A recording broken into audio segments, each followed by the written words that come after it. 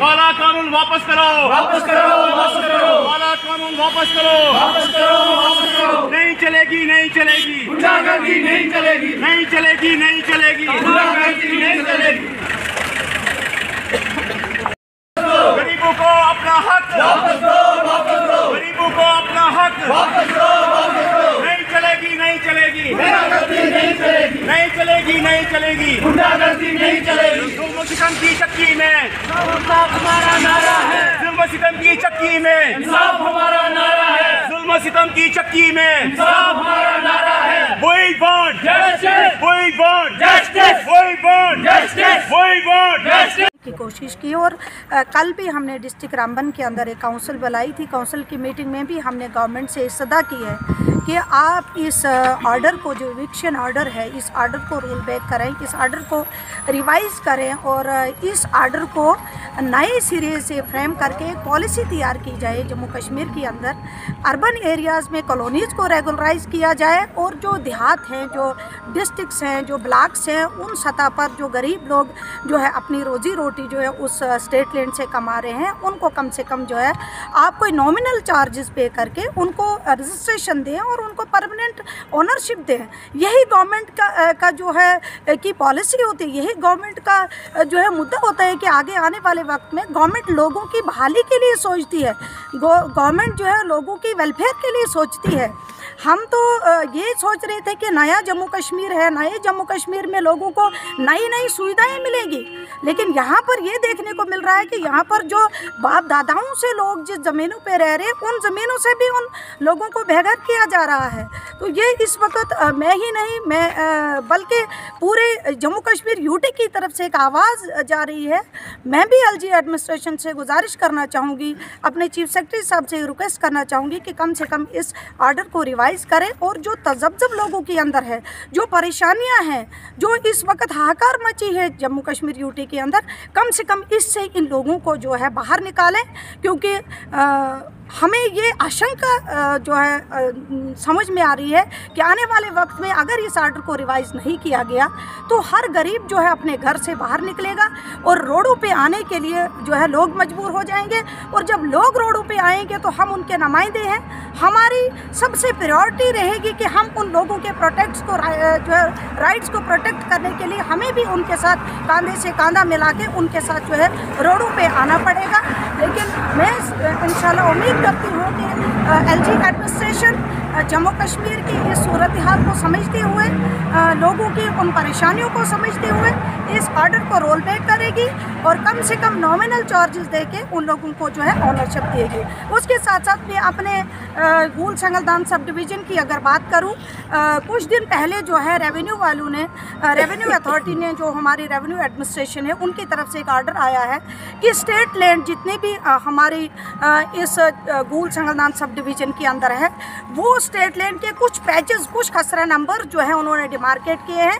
वो इसलिए उन्होंने डिमार्केट किए हैं कि जो हमारी सावलाकोट प्रोजेक्ट है, उस सावलाकोट प्रोजेक्ट के अंदर जितने भी फॉरेस्ट लैंड जो है state land Jammu Kashmir UT में दफ़ा 370 को हटाने के बाद जो जम्मू कश्मीर के लोगों के साथ दूध और शहद की गंगाएं बहाने के जो वादे यहाँ पर लोगों के साथ किए गए थे, तो उसके नताइज जो है धीरे धीरे एक एक करके सामने आ रहे हैं। आप देखते होंगे कि दिन ब दिन यहाँ पर स्याह कानून, काले से काले कानून, हर रोज़ यहाँ जम्मू कश्मीर की आवाम के ऊपर कोई न कोई ऐसा कोई काला कानून मुसल्लत किया जाता है जिससे यहाँ के लोगों को परेशान, बेघर, उनको जुल्म जबर, यहाँ तक कि बेदखल करने की पूरी साजिशें सरकार की तरफ से की जा रही हैं, जो कि बहुत ही अफसोसनाक है, जिसकी हम पुरजोर मजम्मत करते हैं। इसी तनज़ुर को लेकर के हाल ही में आपने देखा होगा कि कुछ दिन पहले जो है कबल यहाँ पर सरकारी ज़मीनें जो है और घास चराई वगैरह जो लैंड है, एक उसको जो है वापस लेने का, लोगों से वापस लेने का एक जो है ऑर्डर लिया गया है, जिस ऑर्डर की हम पुरजोर मजम्मत करते हैं।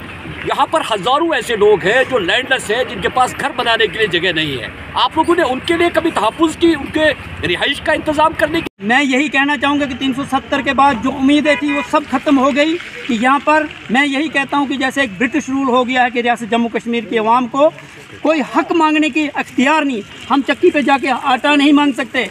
इस सरकार के अंदर हमें उम्मीदें थी घर घर में 5 किलो राशन से देश नहीं चल सकता है कि जो फ्री राशन हमको मिलता है ये हमारे लिए जहर है, क्योंकि एक फैमिली के 20 कुंबे बन चुके, 5 कुंबे बन चुके। अगर 5 राशन कार्ड होते, हम उस राशन को अगर हम 5 कुंभों में अगर बांटा जाता था, अपना अपना BPL होता, अपना अपना राशन कार्ड होता, तो हमें मजबूती मिलती। लेकिन हमको 30 किलो पर हमें 30 आदमी को चलना पड़ता है। क्या ये इंसाफ है हमारे साथ?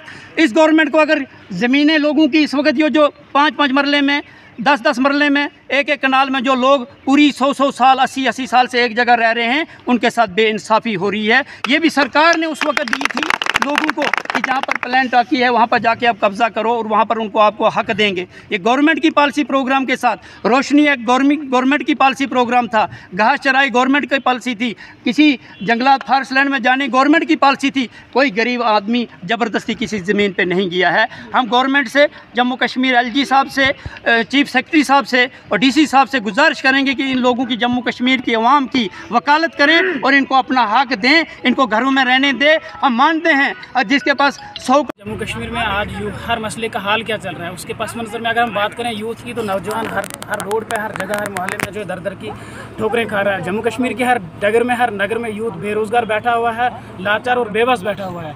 मतलब बेरोज़गारी की तो इतनी हद पार हो चुकी है कि कोई सूरत नहीं है। और हर इंसान इस वक्त ये एक खौफज़दा हो चुका है कि आखिर ज़िंदगी जिए तो जिए कैसे। मैं इतना LG एडमिनिस्ट्रेशन से गुजारिश करना चाहूँगा और मरकज़ी सरकार से भी गुजारिश करना चाहूँगा कि आपने जो वादे किए थे, जो दावे आपने किए थे, कम से कम उन वादों पर बने रहिएगा। वरना जो हाल आपने जम्मू कश्मीर का UT के हिसाब से कर रखा है, हर एक इंसान जो है फांसी देने पर और ख़ुदकशी करने पर मजबूर है। और यूथ भी सबसे ज़्यादा अगर इस वक्त कोई ट्रायल कर रहा है तो वो यूथ जो है सफ़र हो रहा है और यूथ के साथ इंसाफी ना हो। अगर ऐसा ही चलता रहा तो पूरी जम्मू कश्मीर UT की यूथ रोडों पर उतर आएगी। यूथ इस वक्त जो है किस कगार पर पहुंची है, बेरोजगारी भी है, तो आप क्या कहना चाहेंगे? देखिए, जिस तरीके से यूपी एडमिनिस्ट्रेशन जो है इस वक्त ऑर्डर्स निकाल रही है, एक तरफ तो यूथ जो है घर पर की ठोकरें खा रहा है। पिछले 5 या 6 सालों में कोई ऐसी रिक्रूटमेंट नहीं आई जहां यूथ को जो है ये लगे कि हमारे लिए सरकार कुछ कर रही है। और उसके बाद हमारे गरीब लोग, अभी जो ऑर्डर आया, ये ड्रैकोनियन ऑर्डर आया, इतनी शीश और सर्दी में लोगों को जो है घरों से बेदखल किया जा रहा है।